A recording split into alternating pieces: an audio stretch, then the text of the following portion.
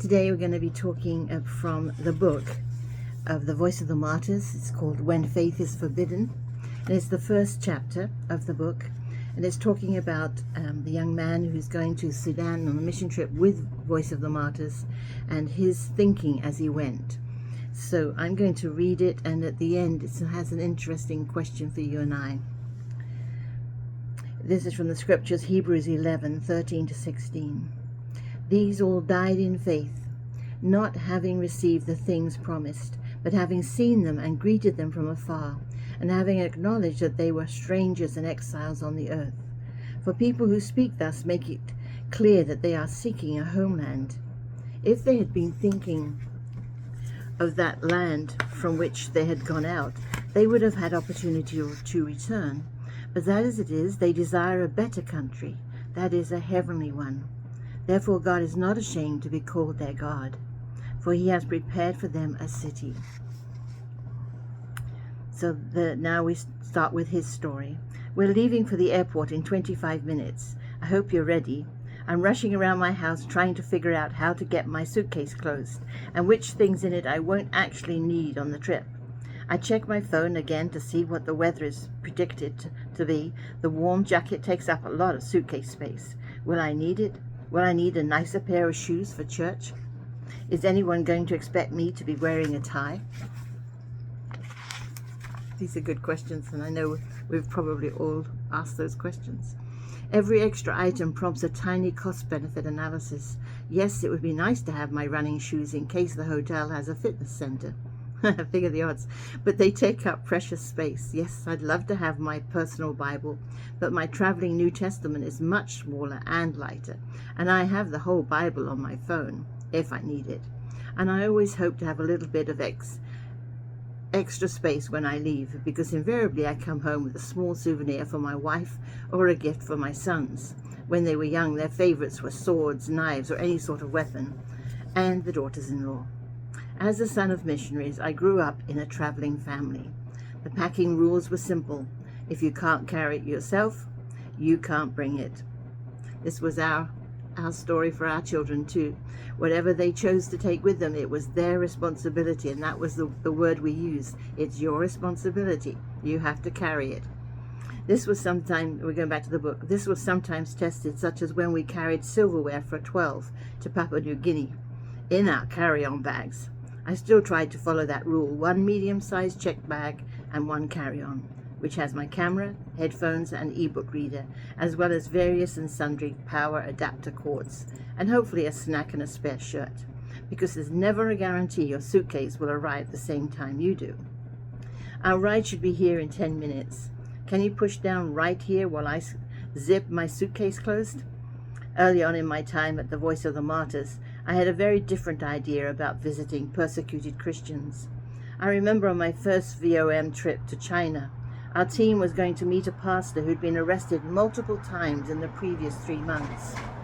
He led a large unregistered church that met on Tuesdays, and police and religious affairs authorities had taken to arresting him each Tuesday morning so he couldn't lead the services.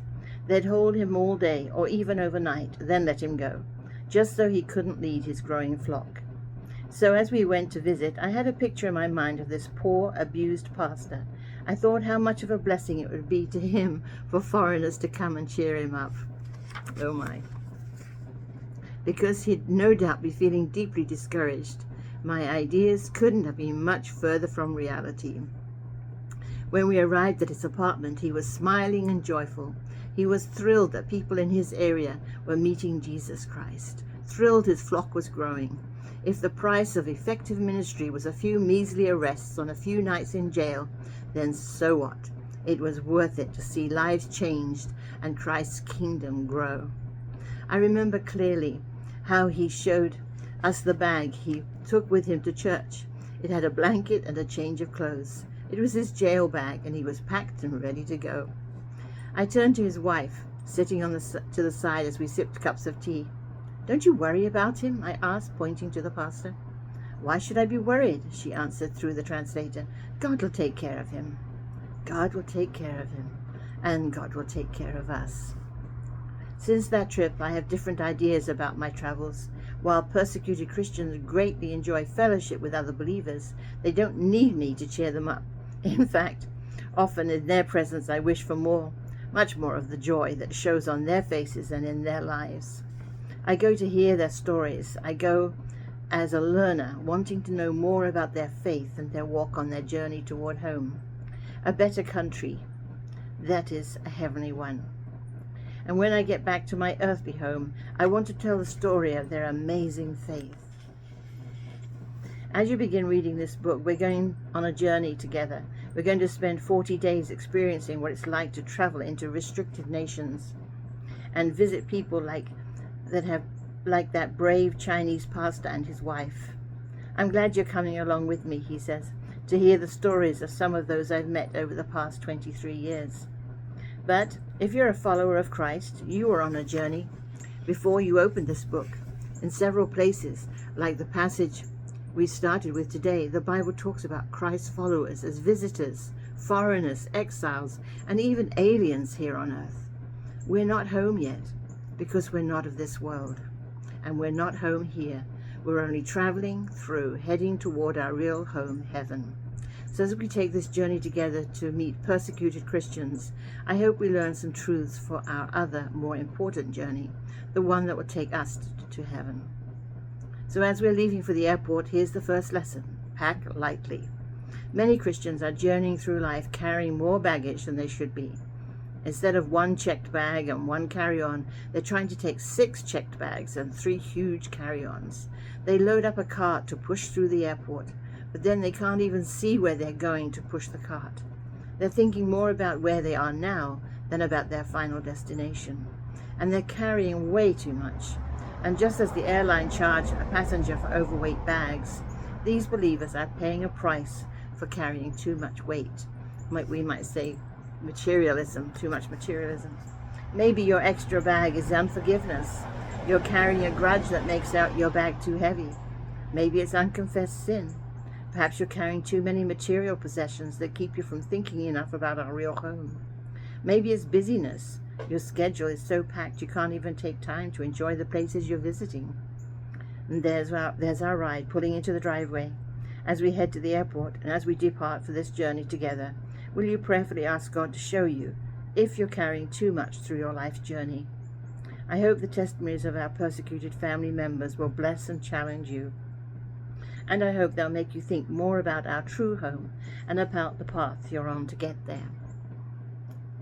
For reflection, how often do you remember that you're a stranger and exile on this earth and that your ultimate destination is a better country?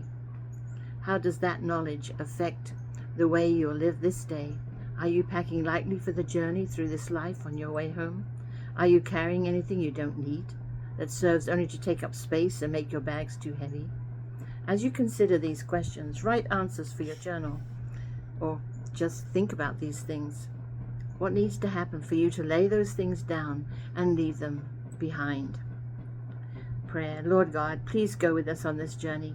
Please soften my heart for the people we'll meet along the way and use them to show me more of your truth. Remind me often of the better country, my real home, heaven, and escort me safely throughout this trip until you bring me there. Please show me if there are things I'm carrying that I shouldn't be, and help me to lay them down. From his journal. 1 week from tomorrow, I'll be leaving my nice, safe, comfortable life in Battsville to spend 10 days distributing food and Bibles in Sudan, about 10,000 miles outside my comfort zone. It has been interesting, the ways I have thought about this trip and what might happen. First, I had to think about the possibility that I won't come back. Sudan is a dangerous place, and quite honestly, the government, soldiers there wouldn't hesitate to put a bullet in my pale American body. Knowing I might not come back has given special urgency to my days here.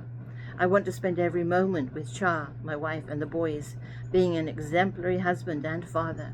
I want to be caring and compassionate. I want to turn off the TV and spend more time talking and listening. I want to hug a lot and tell them each I love them about 25 times a day. But then I felt guilty. Why don't I live like that all the time? Why does a trip to Sudan scare me into being the man I should be 365 days a year? Do I feel vulnerable in war-torn Africa, but think I'm indestructible in America? Do I not know that a drunk driver or drive-by shooter or random act of violence or car wreck could end my life tomorrow, right here in America? Why don't I always live ready to die, instead of only when I'm getting ready for an international trip? Perhaps that is the lesson of this trip for me. Not to take tomorrow for granted, but to live each day ready to step off planet Earth and into eternity. It's interesting, isn't it, to see his point of view of a mission trip. Will he come back? I remember when we were on our mission trips, Youth with a Mission was our ministry, and when we went, we had to sign a paper which said if we died on the field, they would bury us there. They wouldn't bring us back home to England or wherever we lived. So it's an interesting concept. I've had a gun pulled on me twice, at least. I know that. I remember those 2 times well. And I love these stories because they're real and they're still going on. People are still going, visiting these countries, and there's still people are being persecuted. Please pray for them. Please remember those that are in cells. They might not ever get out of that one cell where they have nothing in the cell. Maybe they get tortured every day. Just pray for them. Pray that the ministering angels will go and talk to them and minister them with the love of God. And so whether you're praying for them or whether you're giving to the Voice of the Martyrs, I do ask that you will consider not just your comfort zone, your life, but whether you can be more of use on the field, going to these countries and ministering in these countries, or whether God is calling you to be more as an intercessor or as a giver to the financial needs. Thank you for listening. Hope you take this to heart, and we'll be reading another chapter another day. God bless you.